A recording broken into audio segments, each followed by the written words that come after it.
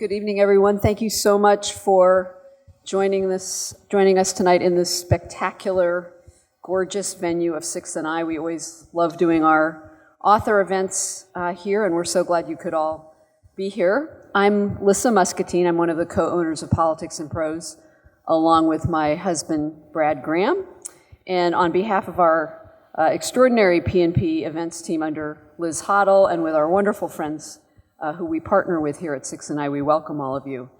It's such an honor and such fun to host author and historian Doris Kearns Goodwin.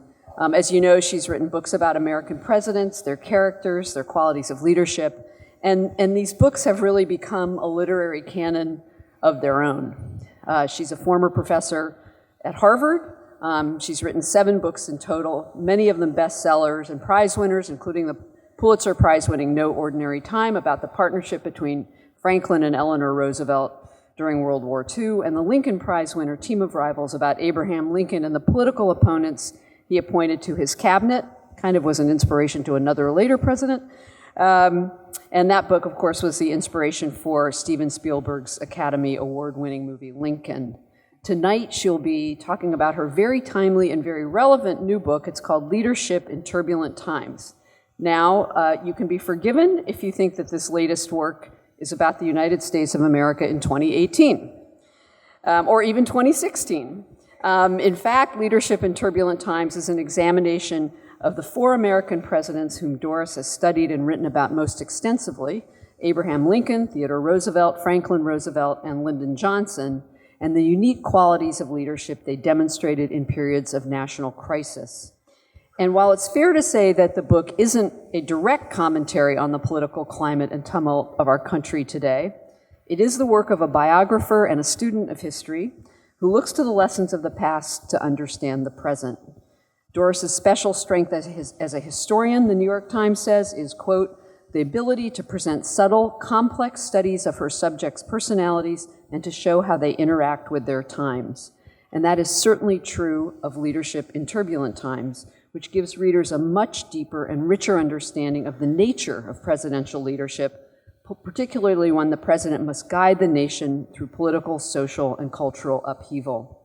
Doris tells us that true presidential leadership is not so much a function of temperament or background entirely, but of a capacity for resilience in the face of one's own failures and limitations. It requires sacrifice, courage, and a clear moral compass. That's just a few things. I'm sure you're going to hear about a lot more of them later. But even that little bit is alone food for thought for us right now, living as we do in such a polarizing moment in American history, when we find ourselves in desperate need of morally brave, selfless leadership at the presidential level and beyond. Where are these leaders? Well, maybe we'll find out tonight. In conversation with Doris Kearns Goodwin, we are delighted to have with us the editor-at-large and founder of Vox, and namesake of the popular Vox podcast, The Ezra Klein Show. Ezra, I'm sure many of you know, is a ubiquitous presence in journalism and the political blogosphere, having been a columnist and editor at The Washington Post, an analyst for MSNBC, and a contributor to Bloomberg. He has written for numerous publications, from the New York Review of Books to The New Yorker. He's a frequent guest on television, doing commentary and analysis, and also on late-night talk shows. And we're very, very pleased to have him join us tonight. And please join me in welcoming Doris Kearns Goodwin and Ezra Klein to Sixth and I.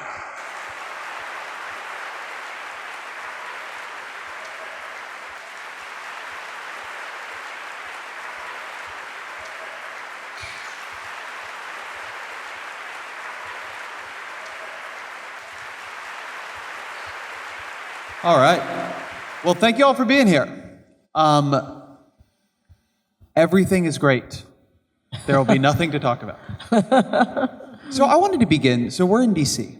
And one of the things that has happened in the Trump era has been the complete destruction of our attention span. The ability to focus outside the morning tweet to just get all the way to the afternoon presidential tweet storm has become, I think, a genuine problem. So what does it look like to look at this period with the training of a historian? How is it different than those of us just caught in the ephemera of it? Well, I think what happens when you're an historian, you've lived in other periods of time. I've spent 10 years living during the Civil War with Abraham Lincoln. I spent longer than it took World War II to live with Franklin and Eleanor. I spent 7 years with Teddy and Taft. So if you catapult yourself back in those different times, and of course I knew Lyndon Johnson when I was a young girl and worked with him in the White House and accompanied him to his ranch. So even as I look at today's world, I start thinking about what it was like to live in those other worlds. Maybe that's what's weird and crazy about an historian, but right now it gives me a certain solace because everybody says to me, are these the worst of times? And we might feel so. It feels like our moorings are under question. We have this sense of frenetic activity, alternative facts, not knowing where the country's heading, where is our identity.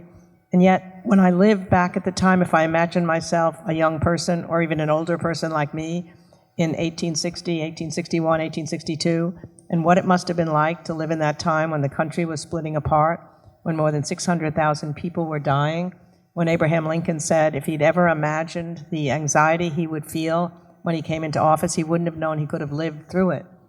Or I sometimes think of myself now back in Teddy Roosevelt's time, and it's the time most similar to ours in many ways because the Industrial Revolution had shaken up the economy much as the tech revolution and globalization have done today.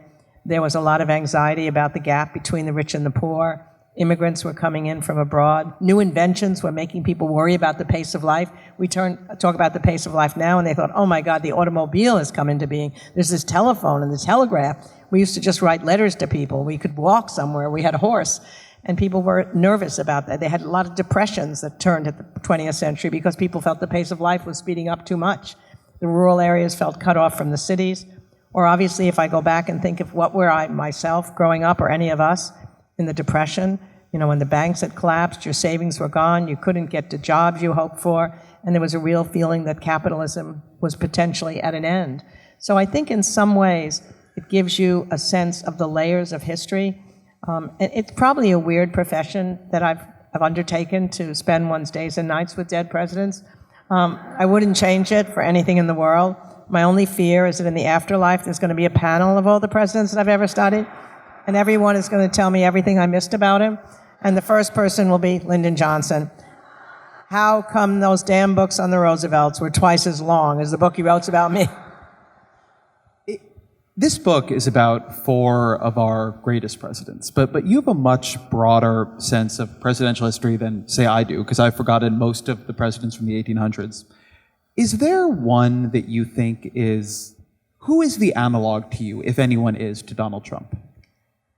I'm not sure there's truly an analog. Even just looking on the surface, obviously no president has come into the presidency without any political experience or any military experience, so he's outside of that normal realm. But, in a certain sense, you and I were talking inside, and you raised a really interesting question about maybe all these people who become presidents, that there's something weird about them, to want to be president, to want that pressure that you're going to feel. Lyndon Johnson said, I was just remembering it, that being a politician is like a strange duck. Anyone who gets down on his hands and knees to want the vote of a person to give them a sense of themselves, there must be something obsessive about them. And then he said to his friends, I may be a little crazy during an election, but just think of me as a seriously ill dear relative. Once the election passes, then I might get normal again. So none of my guys were ordinary people. That's No Ordinary Time was the book. These are no ordinary people. Lincoln suffered from a depression so deep at one point that he thought about killing himself, and they took all knives and razors and scissors from his room. Teddy Roosevelt had that desire to be the center of attention, just like Mr. Trump does. They said he wanted to be the baby at the baptism and the bride at the wedding and the corpse at the funeral. And he needed that center of attention. Franklin Roosevelt, as you pointed out, really, his optimism was sometimes, as you said, greatly delusional. And Lyndon Johnson, we all know that he was a complicated character. I went back to the ranch recently, and I was able to see, I had lived there during the time of helping him on his memoirs, and there was a chair in the closet where he wanted me to sit whenever he took a nap because he was so afraid of being alone. So I went and sat in that closet, in that chair again, and I'm thinking, this is really strange. I want to hold on this for a second. Do you think there's a connection between the qualities that would make someone want to be president and able to be president and certain kinds of mental illness? No, I'll tell you what. I think what I think, and I'm not sure I think. I'm surprised that was a laugh line. It's not funny. Here's what I think. I think anybody who wants to be president, who spends their life in pursuit of an ambition that is so fierce that it never stops until you reach that point, there's something driven about them. There's an engine that can't stop. That's what they even said about Abraham Lincoln, that his ambition was an engine that could not stop. But the best presidents are those that they can transform that personal ambition to just get power into something larger, where the ambition is for the fulfillment of the country, and it's larger than themselves. And when that happens, it gives them a certain kind of foundation, I think, so that when they make decisions, they're not making it just on the basis of themselves anymore. They're basing it on what they think is right for the country. I mean, at a certain point in 1864, when even after the victory at Gettysburg, the war was going badly, hundreds of thousands of people still dying.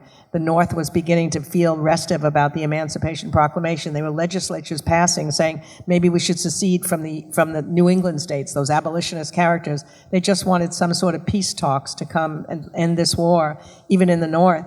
And people came to Lincoln, the Republican leaders, and they said to him in August of '64, you will never win the election in November unless you're willing to start compromising on emancipation. And there, of course, he wanted to win that election. He knew it would be a validation of his leadership. He wanted it more even than he wanted that first election. But he knew at that point, he said, if I ever sent the black warriors back into slavery, I would be damned in time and eternity. Go away. I won't even talk about trying to compromise the peace. So they went away disconsolate, thinking that he would lose the election. And then chance intervened, and Atlanta fell, the mood of the North changed, and he won the war. He won the election. But he won it with union and emancipation intact. So it's those moments you look for in your leader when they can transform that crazy ambition to just want to be on the top of the world in the White House into something bigger than themselves. One of the things that was an interesting theme of the book, to go a little bit back to our discussion about attention, is the way that different presidents you profile found space away from not just the stresses of the job, but the noise of it. Can you talk a little bit about that and what role you think it played for them? Yeah, I think this is a really important question, because even if they have enormous pressures on them, they somehow knew themselves well enough to know how to find not only the time to think, but to sort of get away from the pressures and relax and replenish their energies. I think it's an unheralded leadership strength, and one that all of us may need to think about today, because we feel so buffeted by everything that's happening. As your first statement talked, the anxieties of every day, and we carry our cell phones and our email with us wherever we go. And however busy we are, we're probably not as busy and frenzied as these guys were with the Civil War, the Depression, and World War II, and yet they found the time.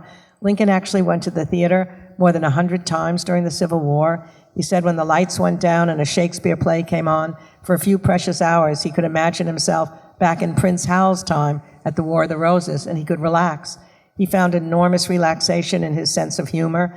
In the worst moments of the cabinet tensions, he would tell a funny story. He said humor allowed him to whistle off sadness, that a good story was better for him than a drop of whiskey. Teddy Roosevelt spent 2 hours every afternoon exercising, a wrestling match, a boxing match, or his favorite form of exercise was here in Washington. He would go on a hike in the wooded cliffs of Rock Creek Park, and he had this rule that you had to go point to point. You couldn't go around any obstacle. So if you came to a rock, you climbed it. You came to a precipice, you had to go down it. So there's great stories of all these people just falling by the wayside as they're trying to follow him in the woods.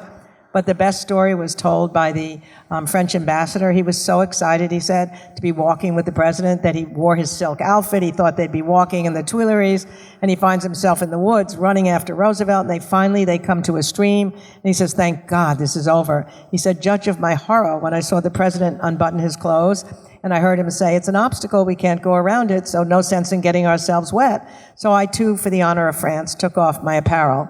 However, he said, I left on my lavender kid gloves. Should we meet ladies on the other side, it would be most embarrassing if I didn't have on my gloves. So, it's crazy, right? But the best one of all is Franklin Roosevelt. He has a cocktail party every night during World War II, and the rule is you can't talk about the war. So nobody can mention the war or politics. We just have to talk about gossip. He loved gossip. Or maybe talk about movies you'd seen or books you'd read. And after a while, this cocktail party was so important to him that he wanted the people who would go to the cocktail party to be actually living on the second floor of the White House to be ready for the cocktail party. So Harry Hopkins, his foreign policy advisor, came for dinner one night, didn't leave until the war came to an end. Missy Lahan, the secretary, lived with the family in the White House. It becomes the most exclusive residential hotel. A princess from Norway in exile in America lives with them on the weekend. A friend of Eleanor's has a bedroom next to Eleanor, Lorena Hickok, and the great Winston Churchill comes and spends weeks at a time in a bedroom diagonally across from Roosevelt's. So when I was working on the Roosevelt book, I became obsessed with the thought of all these people in their bathrobes at night as they gathered in the corridor and surrounded by these bedroom suites. And I kept wishing, when I'd be up there with Lyndon Johnson when I was 24, why didn't I ask, where was Churchill, where was Roosevelt, where was Eleanor? But I wasn't thinking in those terms, obviously, when I was 24. So I happened to mention that on a program when I was here in Washington, the Diane Rehm show. And I said, oh, God, I'd love to see the White House again and imagine where they were then. And suddenly Hillary Clinton called me at the radio station, and she invited me to a sleepover in the White House. She said we could then wander the corridor together and figure out where everyone had slept 50 years earlier. So a couple weeks later, she followed up with an invitation to a state dinner, after which between midnight and 2 a.m., the President, Mrs. Clinton, my husband, and I, with my map in hand, went through every room and figured out, yes, Chelsea Clinton is sleeping where Harry Hopkins was. The Clintons were sleeping where FDR was, and they gave us Winston Churchill's bedroom that night. There was no way I could sleep. I was certain he was sitting in the corner drinking his brandy and smoking his cigar. In fact, that bedroom is the scene of another naked story. When Churchill first came there after Pearl Harbor, he and Roosevelt were set to sign a document that put the Axis powers and the Allied nations against one another, but the Allied nations were calling themselves the Associated Nations, and no one liked the word. So early that morning, he awakened with a whole new idea of calling them the United Nations against the Axis powers. He was so excited he had himself wheeled into Churchill's bedroom, but it so happened Churchill was just coming out of the bathtub and had nothing on. So Roosevelt said, I'm so sorry, I'll come back in a few moments, but Churchill incredibly stands up straight and said, oh no, please stay. The Prime Minister of Great Britain has nothing to hide from the President of the United States. So the next morning, I couldn't wait to go in the bathtub, and then I truly felt I was in the presence of the greatness of the past.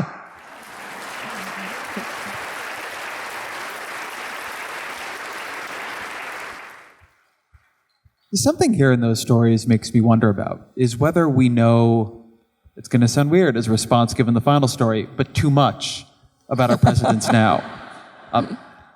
I think about the story you tell about FDR, having a cocktail party every night of World War II where you can't talk about it. And I imagine what the press would do to a president who did that today during a war where huge numbers of Americans were dying. Is there a way in which the level of scrutiny on the presidency is degrading the ability of the people who hold it to hold it well? It may not only be degrading the ability of the people to hold it well, but it may be changing the numbers and the kind of people that want to get into public life in the first place. I mean, you wonder why it seems that there's been a diminishment in the quality of the people that we see in Washington. Maybe it's just because we're living with them, but there was something different, I think, in the earlier time. When you look back at what it felt like when there was bipartisan legislation, when they stayed in Washington on the weekends and they played poker and drank together and they could be friends together. Their private lives weren't exposed in the same way that they are now. And maybe some people who don't want that to happen are not willing to enter public life, so those people with those obsessions are the ones that get in more likely. I mean, think about what it was like even for Franklin Roosevelt.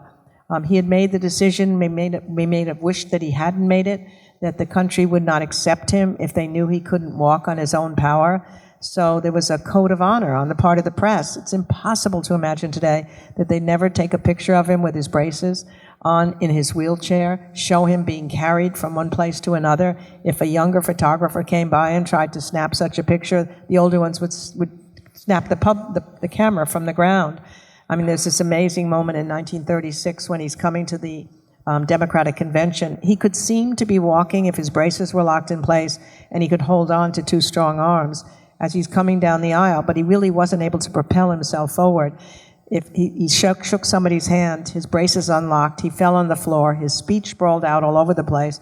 He says to them, "Clean me up." He gets back to the podium and he delivers the Rendezvous with Destiny speech, one of the great acceptance speeches. There's not a picture of him on the ground. There's no mention of the fact that he fell. And think about it today, when Gerald Ford fell down the stairs, we watched him falling 100 times, even though he was one of the most athletic presidents. When President Bush was sick in Japan, we watched that episode. Hillary Clinton. And Hillary Clinton, when she nearly fainted, presumably going into that car. It's as if there's a desire to catch these people in these exposed moments, much less whatever womenizing affairs they've had before or what their divorces have been like. So it's a question of the balance. I mean, what seemed truer earlier was whatever was important in the private lives that affected their public responsibilities was just for a newspaper's expose or a newspaper's coverage. But now some of the private lives may have nothing to do with their public. If it does, then it's important. But I think sometimes we just do it for the pleasure of knowing every bit about them. There's a way in which I wonder if Donald Trump is some kind of subconscious public counter-reaction to that. We've had these presidents who, Bill Clinton for one, they would have these scandals, and then we would create scandals out of smaller things. I mean, I remember Barack Obama's tan suit gate, where he had the temerity to wear a suit that was neither blue nor black, but it was tan. Oh, wow. And, he was almost impeached. And and then you get... Tan suit gate. And then you get Donald Trump, who just floods the system with so much personal misbehavior, so much scandal, so much eccentricity, that it's like the whole thing melts down. And now pay off a porn star during the campaign, like it's a day-long story. Like we got other things to worry about. I wonder if we're seeing a change in this, in an era of oversharing. It's like we have the oversharing president, and we're just seeing that there's some level at which we've stopped caring. Yeah, I mean, that's a really scary thing. I mean, not if we've stopped caring. I mean, if we've stopped caring, are we inured to what's going on? Are we so accustomed to some other scandal coming day after day, or some indignity, or some more coarse language, or some terrible treatment of somebody? It would say something troubling about us, I think. And that is the one thing that I worry about. Although I say I feel this reassurance by knowing that we've gotten through these tough times before, and somehow we came out of them. But the way we came out of them was not simply the leaders who were there, but the citizens who were awakened to knowing that they had to move something forward. When Lincoln was called a liberator, he said, "I'm not the liberator. It was the anti-slavery movement that did it all." Without the progressive movements, citizens got awakened to the needs of somehow softening the terrible aspects of the Industrial Revolution. So settlement houses were formed. There was a social gospel in the churches, and it was that foundation that helped Teddy Roosevelt. Clearly, without the civil rights movement, LBJ couldn't have done what he did. The women's movement, the environmental movement, the gay rights movement. The question is, what are citizens doing now? I mean, I know there's marches, I know there's activism, there's more women running than ever before who never did. There's all these signs that citizens are being active. But the question is how to channel us so that we don't accept what's happening as normal. Because it isn't normal. I mean, it can't be normal unless you've got some deep, and you may be the new Dr. Freud. Maybe you figured something out. That just sounded quite brilliant and scary, what you were saying, that maybe we've just gone so far in that other direction that he's our subconscious saying, stop, let's get it. But maybe once we get it all out of our system, we can go back to some dignified kind of president and some dignified kind of uncoarse language in our political dialogue. I am known for my Freudian analysis. So the book, Leadership in Turbulent Times, available both here and in bookstores near you, is it has a 3-act structure. The first act for each of these men is their early years, where the sort of ambition is unlocked in them, and we see what they wanted. The second act, which seems to me in many ways to be the heart of the book, is their period in the wilderness, some kind of trauma, tragedy, dark night of the soul they go through. And then the third act is a study of their leadership in a time of crisis. We can't go through all of them here, but I wanted to talk about FDR's second act, because that was a story that I knew, I had learned in school that he had polio, and I had not had any idea until I read this book of what that had actually meant. And so could you just talk a little bit about when he got polio and what that experience was like, that period in his life? Yeah, I don't think I knew as much about it as I learned by really trying to figure out what did this mean to him personally. I had known it too, but not at the level that I think I learned about it in these last 5 years. I mean, here's this intensely athletic man who loved to ride horses, to play tennis, to run in the woods, and he goes to Campo Bello, and he wakes up one day and just doesn't feel too well, but he spends the entire day in exercise, swimming, coming back, running back. By the time he gets home, he's so tired he can't even take off his wet bathing suit. He climbs the stairs to go to bed, and he's never able to walk on his own power again. And there were months. How old is he? He's in his 30s, in his late 30s. He's already been a state legislator. He's been an assistant secretary of the Navy. He was a vice presidential candidate in 1920 on a ticket that they knew the Democrats wouldn't win, but yet was poised to possibly become a presidential candidate. And then for months, it's not even clear that he'll live, much less walk again. But then he began to develop the idea, I'm going to do this somehow. But there's years of anxiety and depression. I mean, he tries everything he can, every experiment that comes his way, and he's able to get himself stronger in his chest and his back. He lets the people take him out of the wheelchair in his library at home and crawl around the library floor for hours to strengthen his chest. And then he tries to tackle stairs, and he hoists himself up one stair at a time. But then when he gets to the top, they have a huge celebration. It's almost like they break out the champagne with every small win. He later said, when he was asked, how can you deal with the pressures of the presidency? He said, if you spent 2 years trying to wiggle your big toe and you were finally able to do it and you felt great, you wouldn't worry about the pressures of the presidency. But the pressures on him were still intense. When he finally decides he's going to try and come back in public life in 1924, Al Smith asks him to give the nomination speech at the Democratic Convention. And up till that point, he hadn't really been seen much in public. He knows he's going to have to seem to be walking from a certain distance to the rostrum, and he's not sure he can make it with his cane. He practices at home hour after hour, that same distance. They cut out the distance of what it would be. When he finally got to the podium that night, he was sweating. He was so anxious. And then he delivers this happy warrior speech, and that huge smile comes on his face. And he sort of knows, maybe I can do this. But still, he's not sure. So he still tries to walk again, and he founded the rehabilitation clinic at Warm Springs. And that's really where I think his leadership changed, from that ambition for self to ambition for other people. He made himself vulnerable in front of all these other polio patients who came there. They would swim together in the pool, and they would exercise their legs, but then he decided they needed to have joy in life again. So they played water polo, they played tag, he had wheelchair dances, he'd have cocktail parties there at night too, and amateur theatricals. And they said about him that he was the spiritual therapist. He was Doc Roosevelt. He was so happy with the title, Doc Roosevelt. And he made them feel that there was a purpose and joy in their life again. So he emerged from that experience, which was really years in the making, much more warm-hearted, connected to other people to whom fate had dealt an unkind hand. He was more empathetic than he had been before. And then he, of course, comes into the presidency facing a psychological and an economic depression. And who better than he to have the optimism, which he never lost, except for, I shouldn't say he never lost it. There were periods of time when his secretary, Missy LeHand, said they were on this houseboat in Florida, and he wouldn't emerge from his room until noon or 1 o'clock in the afternoon. And then when he emerged, the smile and the other face would go on. But underneath was the feeling that maybe he had lost not only his entire career, but lost his chance to have any kind of normal life again. So it's an extraordinary story. I mean, it's so moving.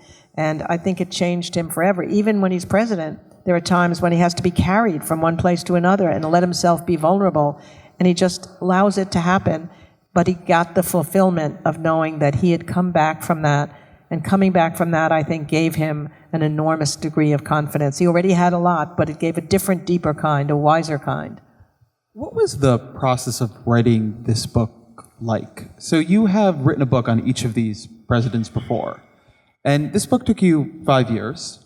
So what did you have to do to write this book that you had not done in writing the previous books? Yeah, I think that I thought it would be easier than it was, because I thought I knew my guys, as I like to call them. That's how I felt about the book I'm writing too. Yeah, I'm sure maybe we all feel that, but this one I thought, I've spent 50 years almost with these people. I should know them. But somehow the kind of questions I was asking, where did their ambition come from? When did they first see themselves as a leader? When did other people's look at them as a leader? When did they find their vocation? Did the man make the times or the times make the man? These were questions I used to ask myself. When I was in graduate school, we used to sit around at night drinking and asking these questions, which sounds rather nerdy, but it was so much fun. It was more personal. It was getting in psychologically to them in a way that when I was writing these sprawling biographies, I have the families, I have the colleagues, I have the history and birth to death. It was a different thing. This was just looking at them through these leadership questions. So, for example, when I looked at them as young men, I hadn't really thought about the fact of what was it like when they ran the first time for public office. I wanted to do that so that other people could watch them when they're still struggling. A college student had asked me a question one day when I was lecturing about Lincoln. How can I ever become him? How can I ever become one of those guys when it's too remote? They're already there. So I figured if the reader could find them when they're still struggling with whether this is what they want to be, if they're going to make mistakes, they're going to wilt under pressure, under cockiness, and we can then identify with them. So, for example, Teddy Roosevelt, when he comes into office at 23 years old, he develops a real swelled head, and he admits that later. He said he started pounding the desk with his fist, and he would yell at his opponents, and he made headlines throughout New York State. But then he learned that he couldn't get anything done in the state legislature, so he had to reduce the way he was screaming and yelling and learn cooperation, and he wasn't all important. So you see him learning from his mistakes. That's the key, I think, to one of the leadership traits, is that humility, to be able to acknowledge that you've got limitations. The great thing about Lincoln is when he ran the first time, he's 23, he has this remarkable statement. Even then, he's somewhat otherworldly. His statement that he gave to his constituents as to why he was running for the state legislature the first time says, "Every man has his peculiar ambition. Mine is to be esteemed of by my fellow man and to be worthy of that esteem." I don't know you all very well. I've only been here for 6 months, and I don't have any popular relations to recommend me. And if the voters decide in their judgment not to let me have this election, I won't be too disappointed because I've been familiar with disappointment my whole life. But then he says, but I'm telling you, if I lose, I'm going to try again. In fact, I think I'll try 5 or 6 times until it's too humiliating and too dejecting, and then I promise you I'll never try again. That's incredible, that resilience, that perseverance that's with him when he's young. Lyndon Johnson, even though I had known him, obviously, I hadn't thought about him really as a potential leader when he's young. And even when he's 4 years old, I think he's thinking of accumulating power. He sees his father in the state legislature. He wants to be him. So even when he gets to college, he decides, how do you decide how you're going to absorb knowledge and find a mentor to help you get to the next rung of power? He says, the thing to do is to get close to the person who has the power. So he wants to get close to the president of the college. So what does he do? He takes a job as a janitor mopping the floors outside the president's office so he can talk to the president. And before you know it, he's invited inside the president's office to run messages. Before you know it, he's the clerk in the president's office. Before you know it, he's running the president's office. And then that same pattern, which I hadn't thought about really, of finding a mentor, keeps him the rest of his life. When he goes as a chief of staff to the congressman who'd just been elected from Texas, he realizes that he's going to be living in a hotel where all the other congressional secretaries lived, and he needs to find the ones who know the most, who can teach him the most, be his mentors. So how does he do that? He goes into the bathroom in the morning and he brushes his teeth 4 different times every 10 minutes so he can start talking to more people and see who knows the most. And then he takes 4 showers at night so he can talk to more people to see who knows the most. And somebody said that within 6 months he knew more than somebody who'd been there for 25 years. So I just hadn't thought about these guys in that way. So I felt like I was seeing them anew. It was really fun. And how do you do that learning? Is it that time in the library, you reading their letters? What was a Tuesday like in year 2 of this project? What was a Tuesday like? The main thing that I get the most out of are letters, diaries, oral histories, the people who are writing at the time about it. I don't know what historians will do 200 years from now. They'll have so much stuff about us. They'll see how we walked and talked. They'll be able to watch us in 3 dimensions. When we were working on the Lincoln movie, the only reason we knew that Lincoln had a high-pitched voice is somebody wrote it in a letter or a diary. We knew he walked like a laborer who came at the end of a hard day, not because anyone had watched him walk, but because somebody described him that way. So look at what they'll know about us. But I don't know that they're going to know the intimate details that came from people writing letters. the only form of communication at the end of the day. Seward, for example, Lincoln's Secretary of State, was away from his wife. He wrote thousands of letters to her. I love them. There's nothing more than looking over the shoulder of somebody writing a handwritten letter, and they're talking about seeing the same moon as their wife and sharing that, but yet they're gossiping about whatever happened that day. And they kept diaries, and those diaries, they may have been self-seeking, but they're there every day. So I don't think I could easily spend my Tuesdays just interviewing people. That's the journalist skill. And the trouble for me, I think, is I always would be talking too much if I was interviewing somebody, and I'd need to be listening to them, but I'd want to entertain them at the same time as they're giving me information. So I need that written word. And I always wake up early in the morning. I wake up at 5 or 5:30. I never look at emails until I begin to work on whatever it is I'm doing. And I had oral histories in front of me. I had these diaries. I had these letters. Some of them I had to get anew by going back to the libraries that I'd already been to before. Some of it is now digitized, which is terrific. And then I would begin to edit whatever I'd done the day before, just because it's too scary to write. And then by the time it was time for breakfast, my husband and I would have breakfast and read the newspapers at 8 or so.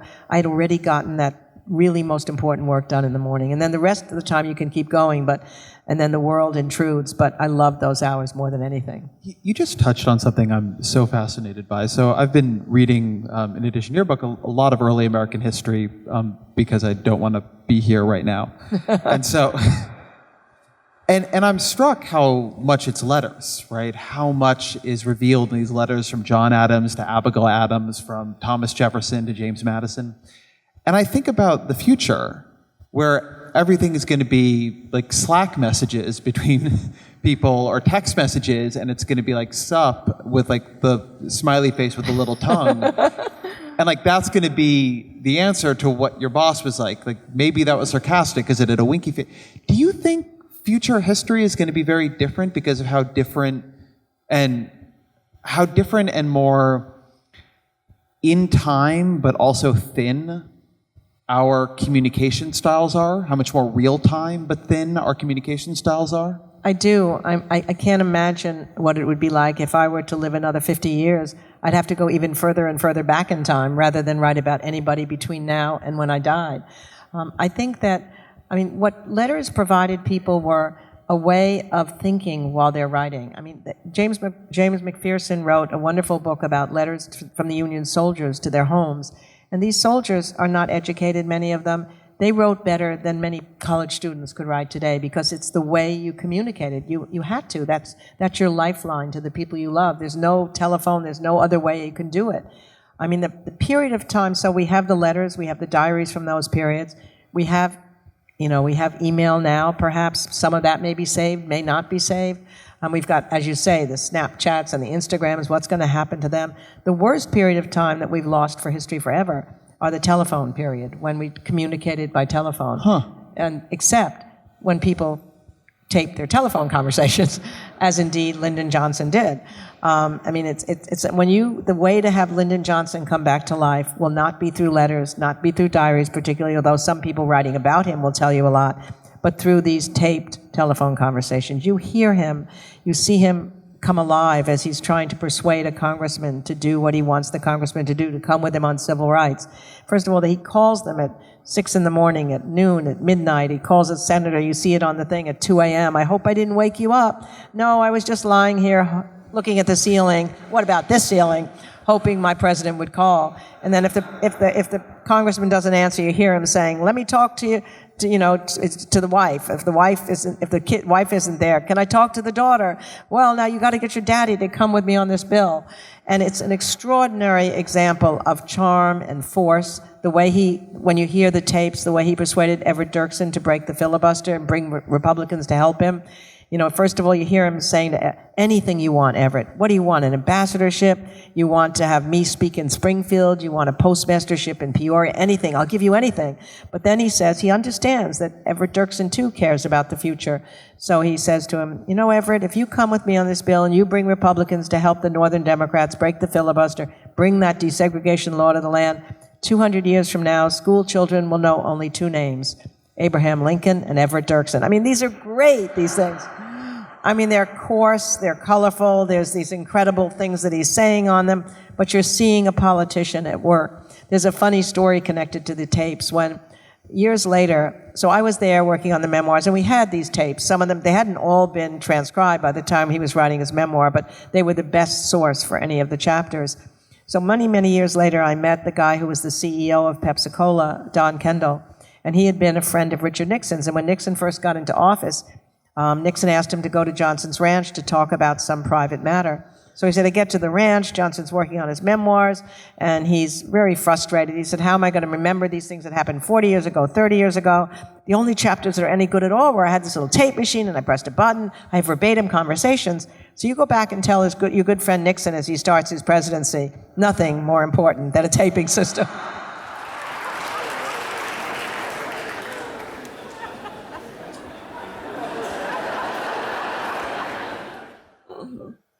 All of these men were elected in a time when the way you rose up in politics, at least partly, was through party deals and party bosses. Lyndon Johnson, Abraham Lincoln is the product of very unusual deal making. Teddy Roosevelt gets put up by a machine boss initially. Do you think that what our current system demands of candidates, of presidential candidates, how much more small d democratic it is, how much more public it is, do you think they could have been elected today? Do you think we're selecting for the same things still? I don't know. I think the question of the primaries, where we can never go back to the parties choosing the nominees, I suppose, because it's more democratic to have the people choose them. But then you have to have trust that when people vote in a primary, they're really looking at the candidates and deciding which ones are better potential leaders than others. That's the question, that the party leaders, they may have made mistakes, there are plenty of mediocre candidates, but they at least were trying to pick somebody who would be the nominee who could unite the factions of the party, who could potentially win the election. And they understood, they knew these people because they're all fellow politicians. And now you have a system where the primaries go further back in time in terms of starting earlier and earlier. When people vote, are they really, really intensely thinking about it? Before Tim Russert died, he and I talked about if only journalists in covering campaigns could look not simply at who zings who in these ridiculous debates that are not debates at all, who's raised the most money, the poison in the system is the money, and who says some promises that sound pretty good. But they've all come from somewhere. Most of the time, they would have come from public life. They may have been a mayor, a governor, a senator, or even if they came from the business world, you could look at what kind of a leader had they been before. The qualities that we talk about that are important. Did they have humility? Had they shown empathy? Did they build a team where people could argue with them? Were they able to communicate directly with and get trust among the people? Could they control their emotions? All of these things you can see by looking back at their pasts. And maybe it would be in a great essay that might be written by a great journalist, but it's not part of the public dialogue. It's rather who, in these debates, which are nothing. They compared to the debates in Stephen Douglas and Lincoln, which would be lasting for 6 hours, where they'd be philosophical and educational and funny and coarse at times, but so much deeper than these are. And here's again, these people, were they more learned than us? Maybe they were at some level. But I think we have to think about the primary system. And if the answer would be that Abraham Lincoln couldn't make it through the primary or FDR couldn't, then we're really in trouble in our country. And I have to believe somehow Lincoln might have to lose the beard and lose the top hat. And I remember once when I was on Jon Stewart, and there's a picture of Lincoln that I love so much without the beard. And in it, I think he looks really rugged and even sexy. And I mentioned that to Colbert and Stewart, and they thought I was crazy. Nobody really thinks of Lincoln as sexy except for Doris Kearns Goodwin. So before I ask this next question, we are about to move to Q&A. We have 2 microphones right here and right here. People should make a violent rush up to them to get good places in line. Pushing people aside. Pushing people aside, yelling fire in a crowded theater. Whatever you got to do to win, to get tired of the winning. There's a question I ask on my podcast, and I'm going to take point of privilege and ask it here, which is, obviously the first book to read is Leadership in Turbulent Times, but what are 3 books that you've read that have influenced you as a historian or as a person that you would recommend everyone reads? Well, the first book that I think had a huge impact on me as a potential historian, when I was in college, I read Barbara Tuchman's Guns of August. And she's such an incredible narrative writer. And it just dazzled me that somebody could not only write that well, but could recreate that period of time before World War I and World War I and make me feel that I was living back in that time. And the fact that she was a female and the fact that she was writing about war, I mean, it just dazzled me. I can still remember what I felt when I read that book. And she still remains one of the great narrative historians of all time. She later wrote an essay where she said that the task of a narrative historian is to imagine, even if you're writing about a war, that you don't know how the war ended, so you can carry your reader with you every step along the way, from beginning to middle to end. And I'd been in the academic life before that, and I think the problem then was you're always trying to make points about things you know already and insert them into the story. And somehow that's what she was able to teach me. You just have to know only what the people at the time know. Let them feel the anxieties. Let them worry about what's happening. Let the end of the war come when it actually came. So that was a really formative book for me. I think since I love storytelling so much, nothing will ever rival Leo Tolstoy. I mean, I keep reading War and Peace and Anna Karenina over and over again, and I love him. Oh my God, I'd love to have met Leo Tolstoy. I mean, in fact, he gave me the ending for my Lincoln book because I found this interview that Leo Tolstoy did at the turn of the 20th century with a New York reporter, and he was talking about the fact that he'd just come back from a remote area, the Caucasus. I didn't want to end with Lincoln's death. I couldn't bear it, so I could end with the story. And he said that he was with these wild barbarians who'd never left that part of Russia, but they were so excited to have Tolstoy in their midst that they asked him to tell stories of the great men of history. So I told them about Napoleon and Alexander the Great and Frederick the Great, Julius Caesar, and they loved it. But before I finished, the chief of the barbarians stood up and he said, "But wait, you haven't told us about the greatest ruler of them all. There was a man who spoke with the voice of thunder, who laughed like the sunrise, who came from that place called America that is so far from here that if a young man should travel there, he'd be an old man when he arrived. Tell us of that man. Tell us of Abraham Lincoln." It was stunning that Lincoln's name had reached this remote corner, but then more importantly, the newspaper reporter said, "So what made Lincoln so great after all?" And Tolstoy said, "Well, he wasn't as great a general as Napoleon, not as great a statesman as Frederick the Great, but his greatness consisted in his integrity and his character, the ultimate standard for judging our leaders, what we should be looking for today more than anything else."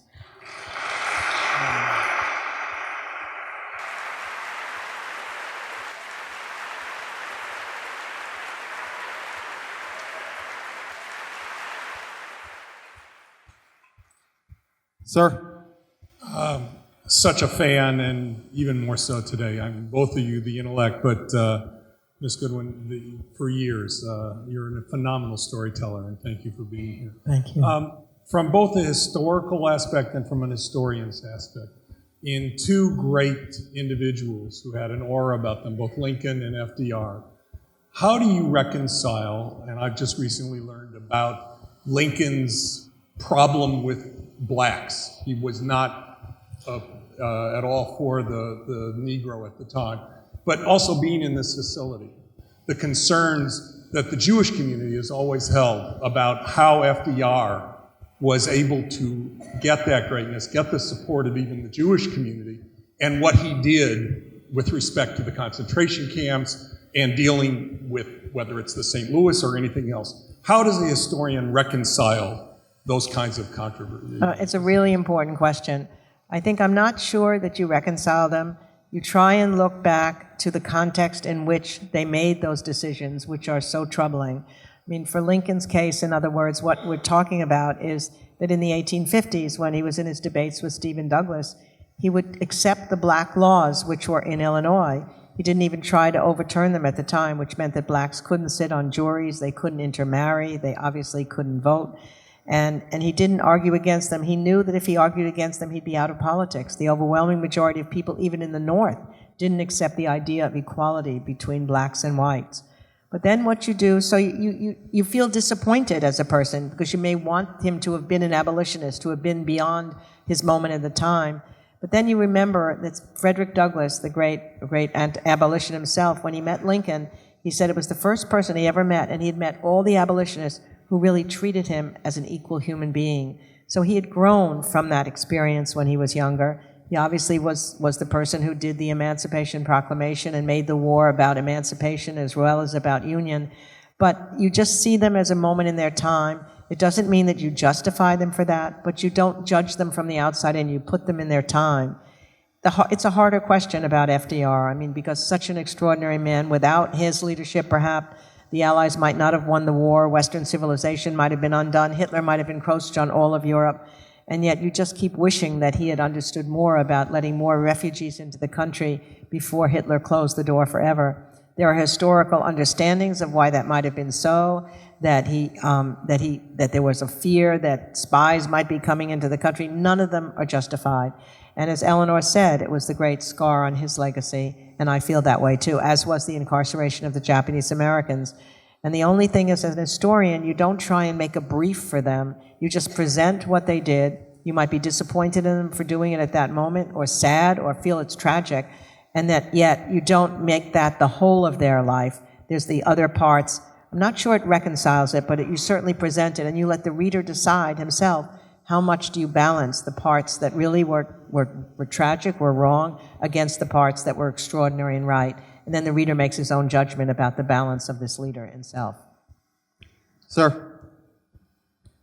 Thank you so much for being here, and thank you for your words. I'm a local college student here in the Washington, D.C. area. Your book about Lyndon Johnson is one of which I read in middle school, is one of the first biographies that I read. Several years later, when I read your book about the Roosevelts, I read about how Eleanor Roosevelt interceded to allow a boatload of Jewish refugees to land in Virginia, and I was wondering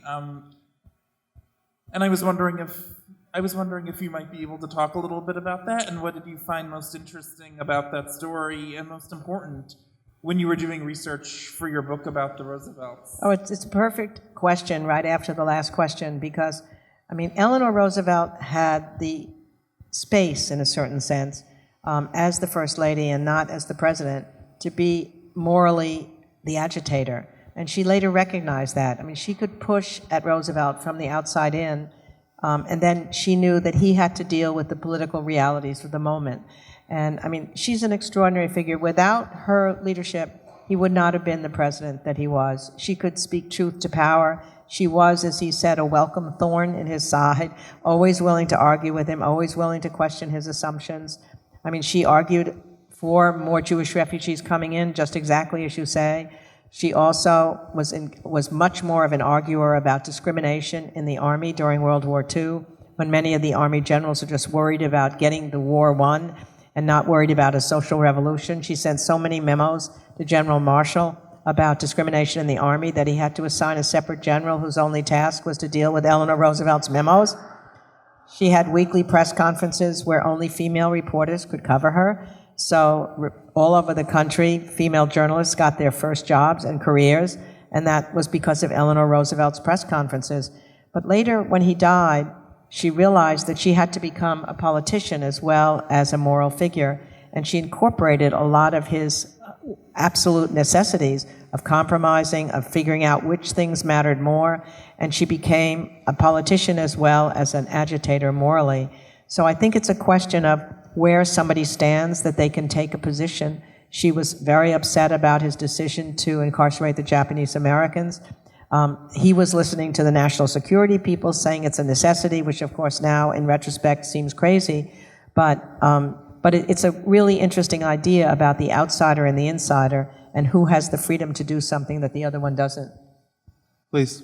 So I read your book about Teddy Roosevelt when I was deployed in Kuwait, and it felt like you were just screaming at all of us quietly that the issues that Teddy Roosevelt dealt with were just the same as the ones that we're dealing with now: rising inequality, major divisions in the country, big problems in the Republican Party. And so my question to you is simple. Teddy Roosevelt won, and what do you think was his secret sauce that he was able to win those battles? I think the main difference, you're absolutely right. I mean, as I said before, I think the industrial era and the tensions that arose and the populism that arose, there was a lot of anti-immigration at that time. The working class was in rebellion. There were lots of violence in the street. There were nationwide strikes. And Teddy Roosevelt came in as a progressive in a conservative Republican Party, but he argued for something different from the deal, I think, that's happening today. He argued for a square deal for the rich and the poor, the capitalist and the wage worker. And when he came in, he had his base that was behind him, but he knew that he had to expand that base. I mean, the difference is that when he was a candidate writing the book about the art of the deal in his later book, Trump said that the idea that both sides should win in a deal is just crazy. I mean, he said a worse word than that, but he said the only answer to a deal is that you have to win. And that's exactly the opposite of what Teddy felt. He was trying to balance, be a fulcrum point between the capitalist and the wage worker. And he was able to become enough of a figure that he could mobilize public support through his relationships with the press. That's one of the huge differences, again, between Franklin Roosevelt, Teddy Roosevelt, and our current president. Rather than the press being the enemies of the people, they were almost partners of these presidents. I mean, Roosevelt had a barber's hour every day. He would be shaved, the midday shave. I guess he must have been growing a beard more than we realized. And the barber would be sitting there trying to shave him with a straight-edge razor. And he's got all the reporters surrounding him, and he's talking to them, and he's moving around, and they said the barber was amazing. But they could question him, they could talk to him, they could criticize him. There's a moment when one of the famous journalists wrote a review, a negative review of his book about the Spanish-American War. And he said that he so placed himself in the center of every action, every minute of that war, that he should have called the book Alone in Cuba. As if he's, so the whole country's laughing because this journalist was a famous journalist. And what does he do? He writes a letter to the journalist, and he said, I regret to tell you that my wife and my intimate friends are absolutely delighted with your review of my book. Now you owe me something. I've always wanted to meet you. So he was able to support the investigative journalists in that era they themselves were writing fabulous narrative stories about what was wrong with big companies swallowing up small companies, the corruption in the railroads, the corruption in Standard Oil, and then the public got mobilized, and it put pressure on the conservatives who controlled the Congress that they had to pass the regulations they needed, they had to accept the antitrust suits.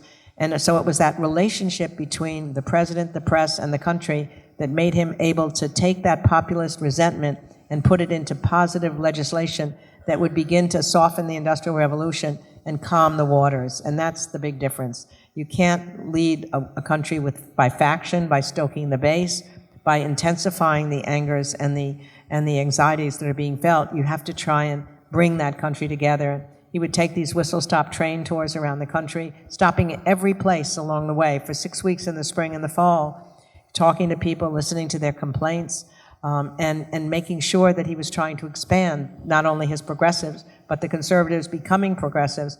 And then he would stand for hours just waving to people who would be standing at the little road crossings. And there's one moment when he's waving frantically at a group, only to find a rather cold reception until he's told, because he's nearsighted, he's waving frantically at a herd of cows. Little wonder that it won't work.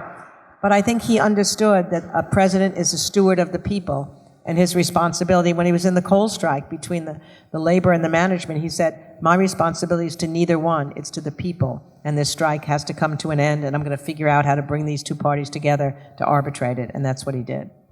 Thank you. Please. Thank you. Dr. Goodwin, your writing is poetic and prophetic, and wanted to thank you for writing such a beautiful, uplifting book in this season of tabloid tell-alls. It's just a shame it won't be read by the current resident of the White House because there's not enough cartoons in it. Being a writer and a researcher, I'm interested in the nuts and the bolts besides the journals and the tapes and things of that nature. As a researcher, what was the bulk of your research, and what other things did you go to? What was your best go-to things to write such in-depth work to these people? And I have a feeling you liked Lincoln a lot better than the other guys. Well, in the old days, which I still loved, before things were put on digital line, you'd go to the library, like the library at Hyde Park, and you'd spend weeks and months there in a way, and you'd be able to get the documents from the archives. You could actually see the documents. One of my favorite documents that I found early on when I was doing the FDR and Eleanor book, where the ushers kept a diary. At the end of every day, they would tell you everything that happened. When did Eleanor wake up? When did Franklin wake up? Who did they have breakfast with? Who did they have lunch with? Where did they go in the afternoon? That's how I first learned that Churchill had been there so much, because you see Churchill. And then what I was able to do, once I had that, people had used the diary for maybe Pearl Harbor Day, or the day he died, or some D-Day or something like that. But I took every single Usher's diary from 1940 to 1945, the segment of that book, and I just was able, if I saw that Eleanor had breakfast with somebody, I could look for that person's letters or that person's memoirs to see what they talked about. Eleanor wrote columns every day, so I could read her column. If I saw that FDR had met with somebody, then I could look up his memoirs and see that person's memoirs or that person's diary and see what they said. Not that I was going to reconstruct it day by day, but I had to think day by day. I always think chronologically. This happens, and then that makes that happen. And the more you can get into the actual routine of their lives, so you can imagine them day by day, I think the more you can write a narrative story. Thank you. Sir. Yeah, this question is sort of a do you agree question, but it's always struck me that there are uncanny similarities between Lyndon Johnson and Abraham Lincoln. They were both, I think they were our tallest presidents. They both had hardscrabble lives early. They were both great storytellers and jokesters. And I think they were probably, maybe Roosevelt also, but they were probably the two greatest legislative presidents we ever had. And their great triumphs were both civil rights legislation, the 13th Amendment on Lincoln's part, and the Voting Rights Act, and the Civil Rights Act of 64 on Johnson's.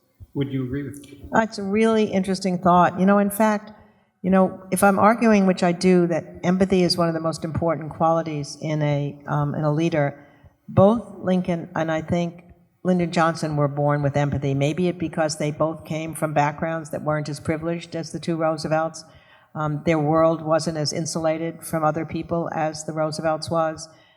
Both Teddy and Franklin, I think, developed empathy, as I mentioned, Teddy through the experience of a politician, just broadening his horizons, going to tenements, going to be a police commissioner, seeing the slums at night. He began to feel a fellow feeling toward other people. He said at first it was unconscious, but then he began to feel it, and FDR through his polio. But Lincoln showed LBJ showed when he was young a certain amount of empathy, which he then squashed in a way when he lost that first Senate race and became more conservative and went after wealth. But when he was teaching at Catula, a Mexican-American school, he showed what Lincoln showed as a young man. Lincoln would argue with young friends of his who would put hot coals on turtles to make them wriggle, that this is wrong to insert pain into any other person or any other animal. He would see a drunk man who might be lying in a ditch and his friends would walk by. He'd go back and pick him up and take him home and put him by the fire. When LBJ was in his early 20s, he had to leave college for a year because he needed to make money. He became a teacher and a principal in this little Mexican-American school. And he later said, and even people at the time said, he saw the pain of prejudice on these kids' faces. And he became everything in the school. He used his salary to get them sporting equipment. He was the teacher, he was the principal, he was the band leader, he was the drama coach. And he changed their lives in a certain way. He never forgot that feeling. And when he was young, he brought electrification to his hill country. He was a progressive New Dealer. And then what happened is he goes up the system and he runs for the Senate in 1941 and he loses. And for him, it's a repudiation of everybody he was. It wasn't just an election loss. It was almost on a par for him as these other harrowing crises that took place to my other guys. And then he loses that edge that he had before and he becomes more conservative to win in Texas, and he pursues wealth. And then actually he becomes the majority leader, the most powerful majority leader, but without that sense of purpose that had first gotten to him when he was young. And then he had a massive heart attack in 1955, right after he'd been elected majority leader the summer after. And he said to himself when he came out of a depression, they all went into depressions, interesting. He said, what if I died now? What would I be remembered for? And so then that's when he started going into civil rights. Even as a senator, he got the civil rights bill through the Senate and then became the civil rights hero in the 60s. I mean, had he not had the epic failure of leadership in Vietnam, he would be remembered as the best domestic president since Franklin Roosevelt. There's no question. Medicare, Medicaid, voting rights, civil rights, NPR, Head Start, PBS, immigration reform, fair housing. And he was just torn and wanting to keep driving that Congress to get one social justice legislation after another. So I think that sense of wanting to do something for the world, which was in Lincoln too. I mean, when he had that huge depression when he was young, and his best friend came to his side. Lincoln was feeling like his huge desire to do something for the world, and the reality of his circumstances was too big to bridge, and he fell into a depression. And his friend came to his side and said, "Lincoln, you have to rally out of this or you'll die." And he said, "I know that, and I would soon die now, but I've not yet accomplished anything to make any human being remember that I have lived." So fueled by that ambition, he went through everything to become president, and that was what was on his mind when he signed the Emancipation Proclamation. Finally, his fondest hope had been realized. When LBJ signed the Voting Rights Act and the Civil Rights Act, he knew that maybe he had a chance to be remembered by history for that. So oddly, there are some similarities in these two men. And sadly, of course, Lincoln was able to be an extraordinary leader of war, leader of his country in war, partly because he confided in them. Told them what was happening. And LBJ decided that he was going to keep the war and its failures from the people and keep the Great Society going, and it turned into his legacy being cut in two. But I hadn't thought about that perspective, but I think you're dead right. Hi, you're a historian. The vast majority of historians exist solely in the academic realm. You have chosen to focus your productive energies on histories that we all read. I was wondering if you could say a little bit about why you made that choice and why you didn't focus on producing things just for other academics. What happened is that, I was indeed a young professor at Harvard, and I loved teaching. And then I found my husband, and I got married. He had a son from his first marriage, and I had 2 kids within 15 months of each other. So suddenly I have 3 kids, and I'm trying to teach. And I had already written the LBJ book, and luckily it had become a good seller in part because of my crazy conversations with LBJ. So I had a contract for a second book, and I couldn't teach and write and be with the kids at the same time. So I had to make a decision. It wasn't so much a decision of leaving the academic world. It was a decision that I could either be a teacher or a writer and be a mother to the kids. So I decided I'd take a chance at being a writer, and I left the academic world. And I remember once I was in Cambridge at a cocktail party, and somebody not knowing, I still was taking 10 years to write the second book, and I heard somebody say, "Whatever happened to Doris Kearns anyway? Did she die?" And I wanted to hit them and say, "I have 3 sons, that's what's happened to me." But I think what your question points out, I think once I was freed from the academic world, there is a tendency to write the way you want other people to. When I look at the Lyndon Johnson book, it's not a story in the same way that I think the other books are. I think that's what I like to think of myself as a storyteller more than anything. And I don't know how much that would be valued in the academic world. Although the great thing now, I think there's a whole generation of journalists, of historians who are narrative historians, and they are planted in academic worlds. And it's more respected now than it was. It used to be that the more narrow the topic you studied, the more you could master it, the more you would be able to rise in that academic world. So I think in some ways, the freedom from having to have jargon in what I was writing, there's some jargon in the LBJ book. I was thinking about what the other professors might think about what I was writing. And then all of a sudden, it's like a girdle being lifted from you. And, or as we would say today, a Spanx being lifted from you. And I think it just allowed me then for the natural storytelling that I've really loved since I was a kid to be able to come to the fore. And hopefully that's what people can respond to sometimes, even though it's girded, hopefully, in real research, in a way that it might not have been if I'd chosen smaller subjects in order to be an expert on 2 years or 2 months of some sort of subject matter. Thank you for everything that you do. I absolutely love reading everything that you put out. For these 4 leaders, how much do you attribute their success and their accomplishments to the women that were behind them? Maybe for Teddy, Alice, and which one would you of the women would you attribute the most to, and in different ways? Yeah, and just before we get to that, I'm going to cut the question lines at these 2 here, so we'll get through everybody who's standing, but I don't want to have anybody else come up and not get their question answered. So fair enough. So I think the women contribute in different ways. Obviously, no one of the 4 contributed as much in political terms and in policy terms as Eleanor Roosevelt did. But each of them in a different way was an important force in the leaders' lives. I mean, Mary Lincoln would be the one you would imagine was the least important or the most ineffective or the most troubling. I mean, a lot of male historians who've written about Mary in the older days would talk about what a terrible burden she was to Abraham Lincoln. And that's because they look at her during the First Lady's role, and she was difficult then. I mean, she had probably had some manic depressive tendencies. She was trying to get the White House to become a more decorated place. She overspent the appropriations when the soldiers didn't have blankets. She was a woman from the South, so that 4 of her brothers were in the Confederate Army, so the Northerners didn't trust her. The Easterners thought she was a Westerner and not as dignified as they were. So she had an unhappy time in the presidency. And then her son died.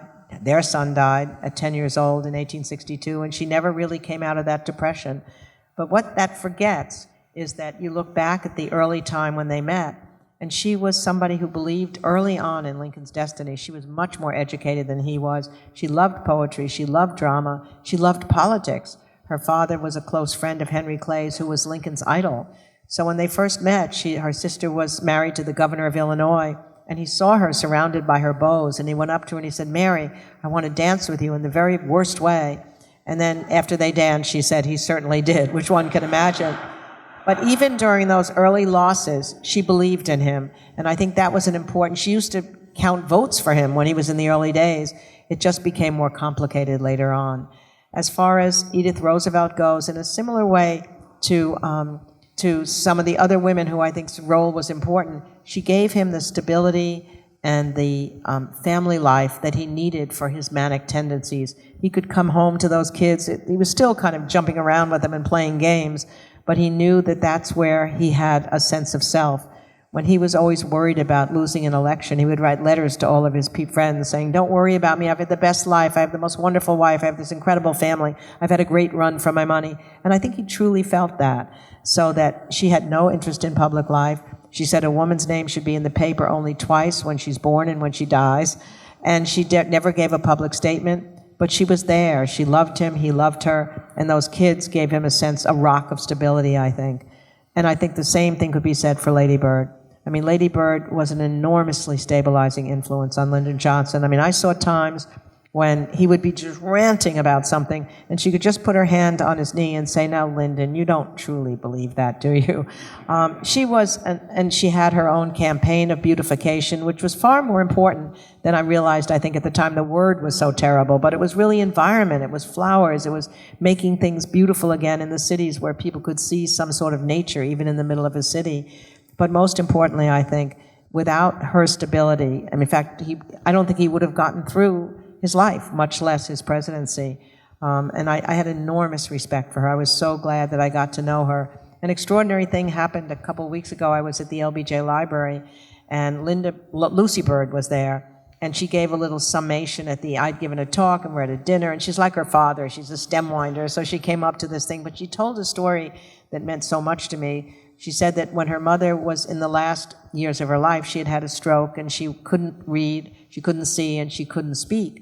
And at some point in that period, Lucy decided to read aloud Team of Rivals to her so that her mother could hear it. And they went on for a while, and when they finished it, Lucy said, "I think it's time to call Doris Kearns now and tell her how much you liked it." And when she called me, I couldn't figure out, because I knew this, but not the depth of it until Lucy told the story. How was she going to express that she liked Team of Rivals? And then Lucy said, "Yes, Mother, tell her what you felt." And then she suddenly clapped.